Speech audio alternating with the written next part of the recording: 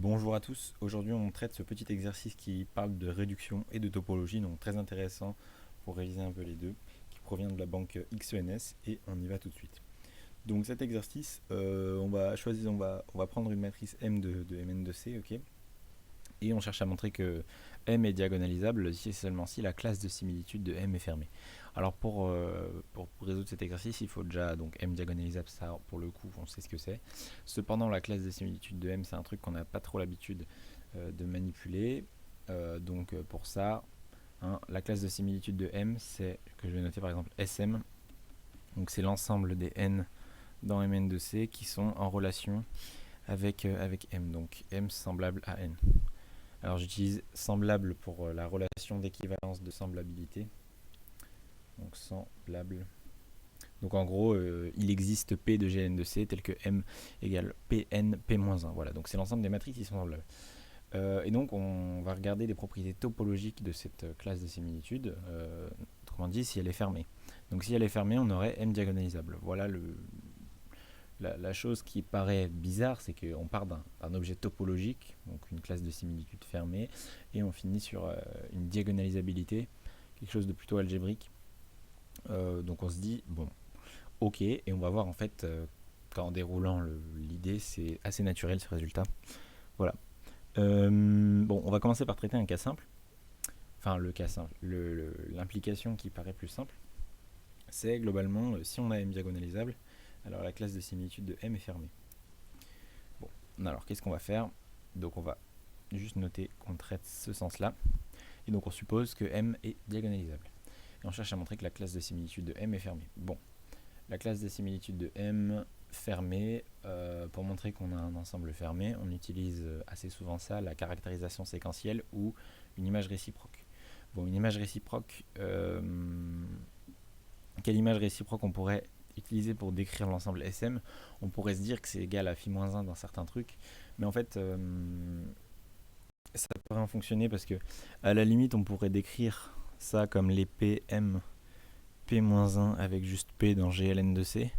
Sauf que là, ça nous fait une description en image plutôt directe. En gros, ça serait l'image de l'application.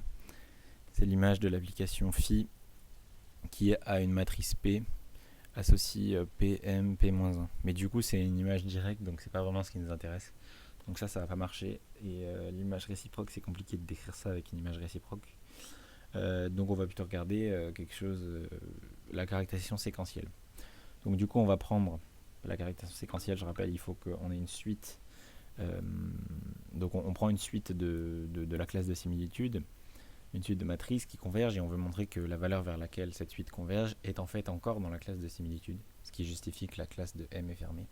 Donc la caractérisation, donc on va prendre soit disons une suite A n, ok, bon, n plus grand que 0, appartenant donc à la classe de similitude de M, donc c'est une suite de la classe de similitude de M, voilà, et qui converge vers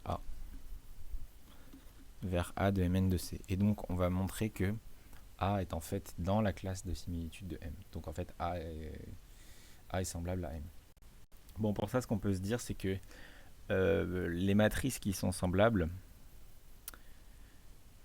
les matrices AN sont toutes semblables à M. Donc en gros, si on regarde par exemple enfin en gros un polynôme, si on prend un polynôme P annulateur, soit P annulateur de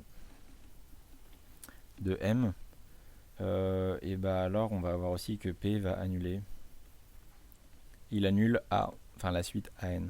Ok, donc tout élément, il annule AN pour tout N positif. Ok.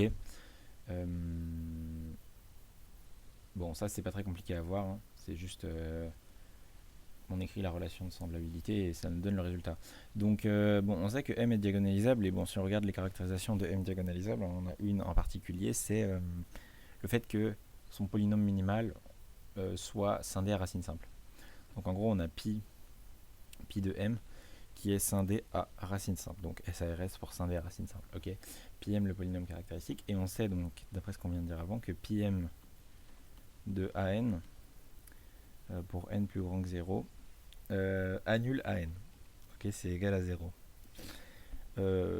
Puisque AN est semblable à M. Et en fait, ce truc-là, enfin, l'application en gros qui a phi, donc qui a une matrice n donne pi m de n, ça c'est continu.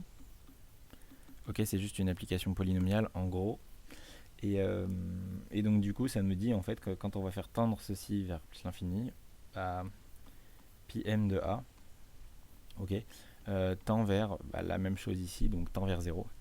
Et donc en fait, ça nous dit directement que a est diagonalisable. Que a est diagonalisable. Diagonalisable. J'ai hyper mal écrit, c'est une folie. Je vais mettre juste des z, c'est bon, ça m'a énervé. Donc ça nous dit que a est des z. Bon, première étape, on a a des z, c'est déjà bien. Donc maintenant, on voudrait montrer que a, il est des z et en plus, il est dans la classe des similitudes. Pour ça, en fait, on va juste dire que qui de a, si on regarde le polynôme caractéristique, on sait qu'il est continu dans le sens où l'application, cette fois-ci, donc qui a n associe qui de n continue. Ça c'est pareil, c'est classique à démontrer, c'est globalement la continuité du déterminant. Voilà, globalement c'est ça. Et donc du coup, qui de an, donc qui de n c'est toujours égal à qui de m, ok, pour tout n, ça tend vers qui de n. Donc du coup en fait on a, enfin qui de a, excusez-moi, qui de a, et du coup on a qui de m égale qui de a, et a qui est diagonalisable. Donc en fait en diagonalisant correctement, on va bien avoir que a va être dans la classe de similitude de m, puisque juste il suffit de diagonaliser et choisir une base de telle sorte que ça marche bien. En gros, la matrice A, elle est semblable à une matrice diagonale, et cette matrice diagonale, elle a les valeurs propres de m par cette relation qui m égale qui a, et donc du coup ça va bien être dans la classe de similitude. Voilà, d'où A dans SM, et du coup SM fermé. Voilà. Bon, on a traité le sens qui paraît le plus simple. Pour l'instant, on a juste utilisé les trucs du cours classique et on va essayer de regarder qu'est-ce qui va poser problème directement pour la deuxième application. Donc en fait, si on regarde, cette fois-ci, on va supposer que la classe de similitude de M est fermée, et donc ça nous donne quoi? Si on regarde toujours la caractérisation séquentielle, ça nous dit que si on regarde une suite de la classe de similitude, une suite qui converge, alors la valeur vers laquelle elle converge est toujours dans la classe de similitude. Et pour montrer que M est diagonalisable, il suffit juste de montrer que il y a une matrice diagonale dans la classe de similitude. Si on a une matrice diagonale dans la classe de similitude de M, ça veut dire que M est semblable à une matrice diagonale et donc que M est diagonalisable. Donc il suffit de montrer ça. Ça revient à montrer qu'il y a une matrice diagonale dans cette classe de similitude. Bon, ça paraît un peu bizarre. Comment montrer qu'on a une matrice diagonale là-dedans, sachant que la seule information qu'on a, c'est juste que la classe de M est fermée. Bon, on peut déjà regarder, on va essayer de regarder des suites, mais on peut déjà regarder un truc facile, c'est que, bon, on est dans Mn de C, et donc dans Mn de C, on a des propriétés. Globalement, toute matrice est trigonalisable. Donc en fait, M, elle est semblable à une matrice de la forme lambda 1 jusqu'à lambda n. Ici, on a des coefficients, et là, on a des zéros. Bon, voilà. Et donc, on sait que ça, du coup, ça va appartenir à la classe des similitudes de M. Ce truc-là, vu qu'ils sont semblables, voilà. Et en fait, on a déjà beaucoup de matrices, puisque toutes les matrices trigonalisables de cette forme-là sont dans la classe de similitude de M. Et en fait, ce qu'on a envie de faire, c'est tous les coefficients qui sont là-haut, les prendre de plus en plus petits. Pour justement créer une suite de matrices triangulaires supérieures, ok, qui sont tous dans la classe des similitudes, et qui en fait, tous les coefficients là-haut, ils tendent tout doucement, enfin ils tendent très très fort vers 0. Et donc du coup, si on crée notre suite, on aura bien que la truc lambda 1 jusqu'à lambda n va être dans notre classe de similitude. Donc si on regarde le cas n égale 2, c'est un truc qu'on voit en exercice, c'est de la trigonalisation avec des coefficients supérieurs qui sont aussi petits qu'on veut. Donc pour le cas n égale 2, si on regarde epsilon, on prend epsilon positif, et en fait on va chercher à dire que m, bon, il est semblable à lambda 1, 0, lambda 2, et ici, un coefficient, disons a, avec a plus petit que epsilon. Et en fait, pourquoi ce cas-là traite le truc final? Parce qu'en fait, après, il suffit de créer, ça va toujours être semblable, et donc en fait, il suffit de prendre epsilon égale 1 sur n, appliquer, et ça va nous créer une suite avec a qui va tendre vers 0. Alors, a plus petit que epsilon en valeur absolue. Hein. Sinon, on pourrait prendre des trucs négatifs, ça marche pas. Voilà. Et donc, du coup, l'idée, c'est ça, c'est que a, il va tendre vers 0, et en fait, vu que tout ça tend vers 0, mais toujours dans la classe de similitude, bah, la matrice lambda 1, lambda 2, enfin la diagonale lambda 1, lambda 2, elle va être dans la classe de similitude. Voilà l'idée. Et pourquoi en fait c'est hyper naturel? C'est juste parce que bah, si on prend des suites, on peut faire en sorte de faire tendre vers une matrice diagonale. Voilà. Donc on va prouver cette petite trigonalisation. Donc en fait on va juste partir de la trigonalisation de base. Donc disons E1, E2, une base de trigonalisation. Donc une base de trigonalisation dans le sens où la matrice elle a cette forme là. Donc en gros la matrice M dans la base E1, E2, elle a la forme lambda 1, lambda 2, ici un B et 0. Bon, on n'a aucun contrôle sur B pour l'instant. Donc en gros, ça c'est M fois E1, M fois E2, enfin si on regarde l'application linéaire. Voilà. Très bien, et du coup on va essayer de dégager le E2 là. Bon, déjà on va supposer que B...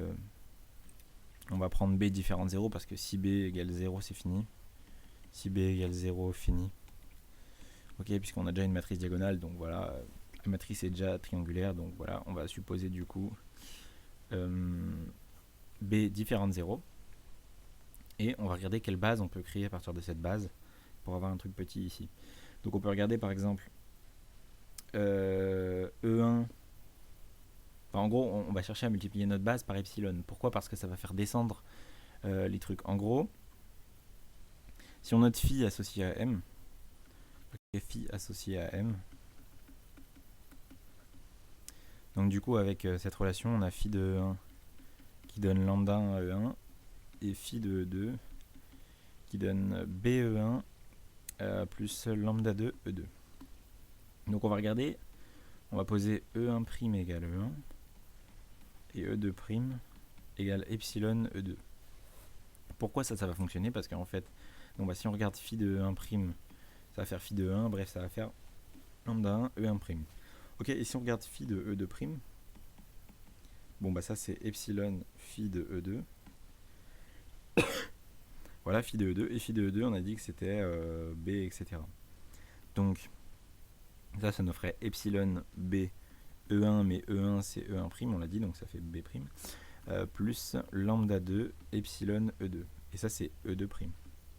Donc en fait ça fait juste epsilon B E1' plus lambda 2 epsilon 2'. Et donc du coup la matrice dans la base E1 E2', elle ressemble à ça. Lambda 1, 0, epsilon B, lambda 2. Donc en prenant ici epsilon sur B, on annule direct le B et on obtient un truc plus petit que B, en gros. Et donc du coup la trigonalisation fonctionne, puisqu'on a juste à diviser par B et voilà, on obtient le bon truc, parce qu'on peut prendre epsilon aussi petit qu'on veut dans cette trigonalisation. Voilà, et donc du coup on a une trigonalisation par bloc, et dans le cas n égale 2 c'est fini. Puis ensuite après il suffit de créer une suite de matrices Mn qui en gros seront égales à lambda 1, lambda 2, 0, AN, avec AN qui tend vers 0. Et donc ça signifie que Mn, qui est une suite de matrices semblables, puisqu'on les a construits comme ça, Mn converge vers la matrice lambda 1, lambda 2, et vu que notre classe de similitude est fermée, ce truc-là est aussi dans la classe des similitudes, et du coup on a le résultat. Voilà. Et donc en fait pour le cas général, donc cas n plus grand que 1, directement, en fait on va regarder pareil, donc une base ici. Et si on regarde la base E1', il y a deux possibilités. On regarde notre base en gros et on va multiplier par des epsilon. Donc en gros E1' ça va être E1, E2' ça va être epsilon E2, E3', ça va être epsilon carré E3, etc. jusqu'à En', c'est en gros epsilon n-1 En. Et pourquoi ça va fonctionner ça? Bah en fait, on regarde notre matrice de base, on sait que phi de EI, de manière générale, c'est globalement une somme de k égale 0 jusqu'à de k égale 1. Puisque notre matrice elle est triangulaire, donc phi 1 jusqu'à i, de en gros un certain coefficient. Donc le coefficient, on va pouvoir dire que c'est, disons, la i-ème ligne, la k-ème ligne, i-ème colonne, en gros, fois ek. Voilà, et en fait, si on peut regarder, on peut sortir le dernier terme, puisque le dernier terme, on sait que c'est lambda i, la valeur propre. Et donc, du coup, si on regarde phi de ei', ben ça, on sait que c'est epsilon i-1 phi de ei. Et ça, c'est la somme de k égale 1 jusqu'à i-1 de epsilon i-1. Je vais mettre le AKI ici. AKI, EK. Voilà. Plus, et en fait ici ça fait epsilon i-1 fois ce truc là qui fait juste en gros lambda i epsilon i'. Voilà. Et en fait, ce truc là ici, si on écrit EK', k égale 1 jusqu'à i-1, EK' c'est quoi? EK', on a dit que c'était epsilon k-1 EK. Donc en fait, epsilon k-1, on peut très bien le prendre de ça.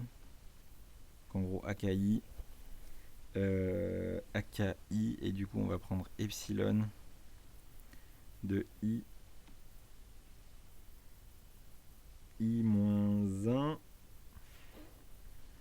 En gros, on veut faire apparaître ça, donc i moins k. Voilà, i moins k, EK. EK'. Et du coup, vu qu'on va jusqu'à i-1, tout ça on peut le factoriser par epsilon. Et donc en gros ça fait epsilon fois la somme des AKI', on peut les appeler en rentrant l'epsilon dedans, EK'. Et du coup tous les coefficients ici vont être plus petits que epsilon, pareil. Donc du coup on a notre trigonalisation qui donne la même chose. Et donc on en déduit le cas général en créant une suite pareille.